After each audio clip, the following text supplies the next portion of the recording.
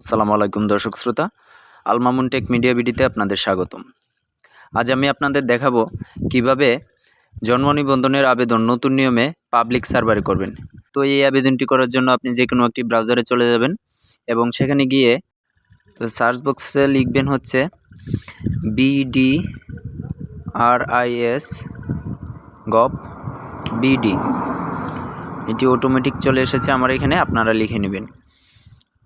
এটি লেখার পর এন্টার প্রেস করবেন। করার পর এই যে উপরে এখানে দেখতে পাচ্ছেন জন্ম নিবন্ধনের জন্য আবেদন, এইটিতে ক্লিক করবেন। একটু অপেক্ষা করুন, এখনও লোডিং নিচ্ছে। হ্যাঁ, এখন হচ্ছে এখানে জন্মস্থান, আমি জন্মস্থান অনুযায়ী আবেদন করব, তাই জন্মস্থানের পরে পরবর্তীতে ক্লিক করলাম। এখানে লিখবেন নামের প্রথম অংশ, যে নামটি আছে আপনারা যে নামে জন্ম নিবন্ধন করতে চান সে নামটি এখানে লিখে দিবেন। তারপর হচ্ছে নামের শেষের অংশ মানে উপাধি, শেষের অংশ লিখবেন এখানে। তারপর হচ্ছে আপনি এটি ফিল আপ করার পর হচ্ছে আপনি এখানে লিখবেন ইংরেজিতে আপনার নাম, নামের প্রথম অংশ লিখবেন।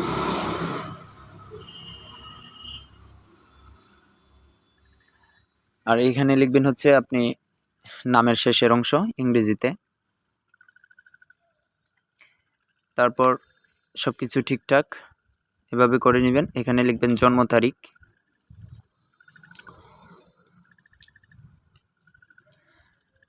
জন্ম তারিখটি লিখে নেবেন। এটি লেখার পরে এখানে সবুজ আমার এই ডকুমেন্টটি আছে, এখানে ক্লিক করবেন। তারপর হচ্ছে সন্তানের সংখ্যা সিলেক্ট করবেন, লিঙ্গ দিবেন, তারপর দেশ। এভাবে আপনারা একের পর এক জন্মস্থানের ঠিকানা সব ফিল আপ করে দিবেন। এখনও যারা আমার চ্যানেলটিকে সাবস্ক্রাইব করেননি তারা দয়া করে সাবস্ক্রাইব করে দিবেন এবং পরবর্তীতে ভিডিও পাওয়ার জন্য আপনার নোটিফিকেশন বেল আইকনটি বাজিয়ে দিবেন। আমি জন্ম তথ্য সংক্রান্ত সব কিছু এই তথ্য এখানে নিয়মিত আপলোড করব। এখানে আপনারা গ্রামের নাম ফিল আপ করে দিবেন, ঠিক আছে। নিচে একটা স্পেস রেখে আমি পরবর্তী অপশনে এগোবো। এখানে হচ্ছে পিতার নাম বাংলায়, আর আপনাদের যদি পিতার জন্ম নিবন্ধন থাকে তাহলে অবশ্যই জন্ম নিবন্ধন নাম্বারটি উপরে দিয়ে দিবেন, অটোমেটিক সব ফিল আপ হয়ে যাবে। এই যে উপরে এইখানে। আর হচ্ছে এইখানে পিতার নাম বাংলায় লিখবেন, পুরো নামটা লিখতে হবে বাংলায়।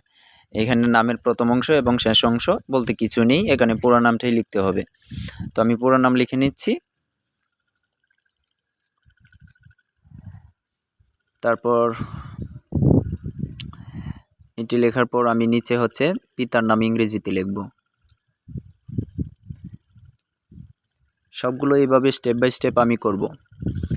আর এখানে যদি আপনাদের পিতার জন্ম নিবন্ধন না থাকে তাহলে আপনারা এটি এভাবে ম্যানুয়ালিভাবেও সেট করতে পারেন। ওই যে উপরে জন্ম তারিখ, পিতার জন্ম তারিখটিও দিতে পারেন। এখানে হচ্ছে জাতীয় পরিচয়পত্র নম্বর লিখবেন নিচে, এখানে লেখা আছে, আপনারা দেখলেই পেজটি দেখলেই আপনারা বুঝতে পারবেন, ঠিক আছে।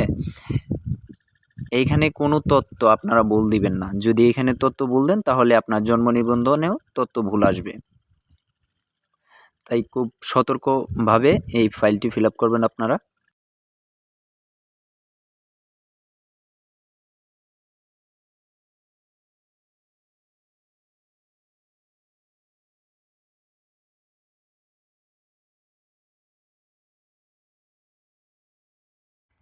এগুলো সব ফিল আপ করার পর আমি পরবর্তীতে দিয়ে দিব।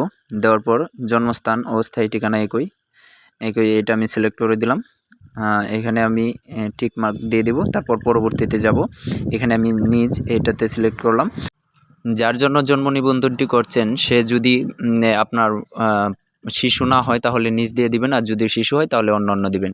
তারপরে একটি সংযোজন ফাইল সিলেক্ট করতে হবে আপনার। সংযোজনে গিয়ে আপনি একটি অ্যাটাচ ফাইল দিয়ে দিবেন যেটি 1 MBর নিচে, সে ফাইলটি দিয়ে দিবেন।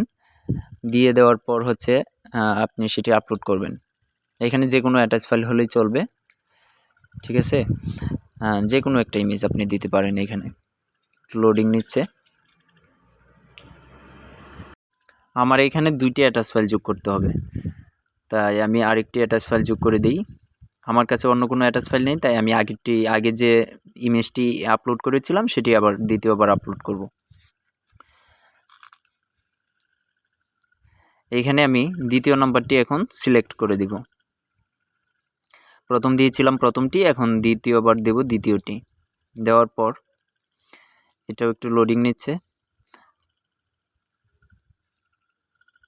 নেওয়ার পর আমি পরবর্তীতে ক্লিক করলাম। এখানে আমার আবেদন ঠিক আছে কিনা এটা দেখব। আমার সব কিছুই ঠিক রয়েছে। এখন হচ্ছে আমি আমার একটি ফোন নম্বর দিতে হবে এখানে। এই ফোন নাম্বারটি হচ্ছে এটি কেয়ারফুলিভাবে দিবেন, কারণ হচ্ছে এই নাম্বারে পরবর্তীতে আপনার একটি ওটিপি যাবে এবং যখনই সংশোধন করবেন তখনই হচ্ছে এই নাম্বারটি লাগবে। এখানে আমি ওটিপিতে ক্লিক করলাম, আমি একটি ওটিপি পাঠিয়ে দিলাম আমার সেই নাম্বারে। আমার ওটিপিটি অলরেডি চলে আসছে, আমি এটি লিখে নিব। এখন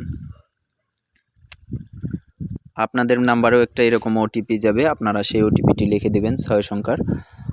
ওটিপি লেখার পর এখানে সাবমিট করে দিবেন। একটু লোডিং নিচ্ছে, আবার ক্লিক করি, একটু লোডিং নিচ্ছে এটা। এই যে সাবমিট হয়ে গেল। বাস এখানে চাইলে আপনারা ফি প্রদান করতে পারেন। আপনারা এইটি ফি প্রদান এখান থেকে করবেন না, আপনারা করবেন হচ্ছে পরিশোধে গিয়ে যখন আপনার আবেদনটি জমা দিবেন তখন হচ্ছে হাতে হাতে আপনারা টাকাটা পেমেন্ট করবেন। তারপরে এখান থেকে আপনি আবেদন কপিটি প্রিন্ট করে নিতে পারেন। তো দর্শক শ্রোতা, আমার ভিডিওটি কেমন লেগেছে তা অবশ্যই কমেন্ট বক্সে জানাবেন। আর আমার চ্যানেলের নতুন নতুন ভিডিও পেতে আপনারা আমার চ্যানেলটিকে সাবস্ক্রাইব করে রাখবেন আর হচ্ছে পাশে থাকা বেল আইকনটি বাজিয়ে দিবেন। এই হচ্ছে তারিখ, এটা কিন্তু আগের ভিডিও না, এটা কিন্তু নতুন ভিডিও। এই যে তারিখ আপনারা দেখতে পারেন। আমি সব ধরনের তথ্য দিয়ে থাকি, জন্ম নিবন্ধন, এনআইডি সব কিছু তথ্য পেতে চাইলে আমার চ্যানেলটিকে সাবস্ক্রাইব করে দেবেন।